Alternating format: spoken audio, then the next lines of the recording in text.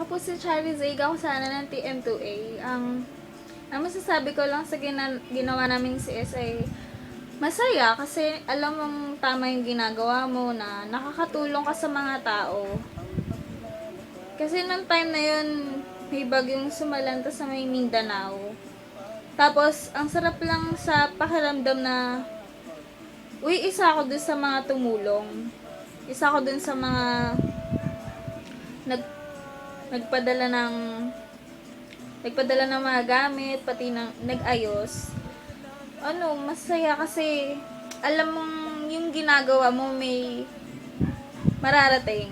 Tsaka hindi lang to ginawa dahil required to sa theology namin, kundi ginawa namin to dahil buhal to sa damdamin namin, buhal to sa loob namin.